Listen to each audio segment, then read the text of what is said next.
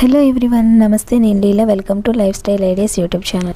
అలా నోట్లో వేసుకోగానే ఇలా కరిగిపోయే పీచు మిఠాయిలోని రంగుల కోసం రోజ్, ఎల్లో, పింక్ లాంటి కలర్స్తో తయారు చేస్తున్నారు కదా. అలా కలర్ రావడానికి దానిలో వాడే రోడమైన్ బి అనే కెమికల్ క్యాన్సర్ కారకమని ఇటీవలే కొన్ని పరిశోధనల్లో తేలింది. పీచు మిఠాయి కలర్ రావడానికి రోడమైన్ బి అనే కెమికల్ను వాడుతున్నారు. నిజానికి ఈ కెమికల్ని టెక్స్టైల్స్ రంగంలో దుస్తులకు కలరింగ్ వేయడానికి, అలాగే పేపర్ ప్రింటింగ్లో వాడతారు. అందుకే దీన్ని ఇండస్ట్రియల్ డై అంటారు. అయితే ఈ రోడమైన్ బి కెమికల్ ని ఫుడ్ కలరింగ్ గా కూడా యూస్ చేస్తున్నారు. దీనివల్ల లాంగ్ టైం తీసుకుంటే ఈ కలర్ ని కిడ్నీ, లివర్ పనితీరుపై ప్రభావం చూపిస్తుందని, క్యాన్సర్ కు కూడా దారితీసే ప్రమాదం ఉందని వైద్యులు హెచ్చరిస్తున్నారు. ముందుగా దీనిపై కేరళ రాష్ట్రంలో ఉన్న ఫుడ్ సేఫ్టీ అధికారులు నిషేధం విధించారు. ఈ పీచు మిఠాయిని తమిళనాడులో కూడా నిషేధించారు. రీసెంట్ గా ఏపీ ప్రభుత్వం కూడా దీనిపై ఫోకస్ చేసి రాష్ట్రంలోని అన్ని జిల్లాల నుంచి శాంపిల్స్ తీసుకుని టెస్టింగ్ కి పంపడానికి రెడీ అయింది. ల్యాబ్ టెస్టింగ్ ఆధారంగా ఏపీలో పీచు మిఠాయిపై ఒక నిర్ణయం తీసుకోవడానికి రెడీగా ఉన్నారు. పీచు మిఠాయి తయారు చేసే మెషిన్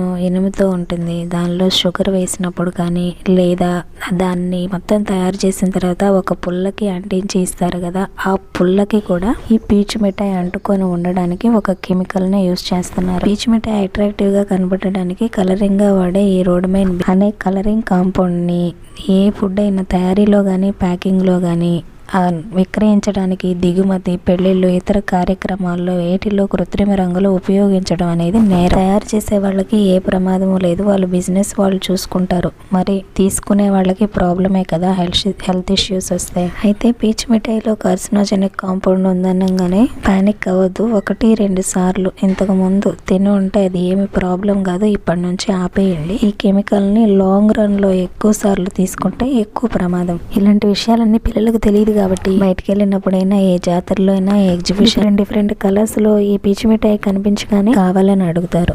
పిల్లలకు అవగాహన కల్పించాల్సింది, వాళ్ళ ఆరోగ్యం కాపాడాల్సిన బాధ్యత పేరెంట్స్ దే. కాబట్టి పీచు మిఠాయిలో చాలా డేంజరస్ కెమికల్ ఉందని, ఆ కెమికల్ మనం తీసుకున్నప్పుడు అది చేతికి, నోటికి కూడా అంటుతుందని దాన్ని ప్రాక్టికల్ గా వారికి చూపించాలి. మెల్లిగా అవగాహన కల్పించి మాన్పించాలి. ఎట్టి పరిస్థితుల్లో తల్లిదండ్రులు పిల్లల్ని ఇలాంటి ఫుడ్ ఐటమ్స్ కి దూరంగా ఉంచాలి. ఈ విషయాల్ని మీకు తెలిసిన వారికి, మీ వెల్ విషర్స్ కి తప్పకుండా షేర్ చేయండి.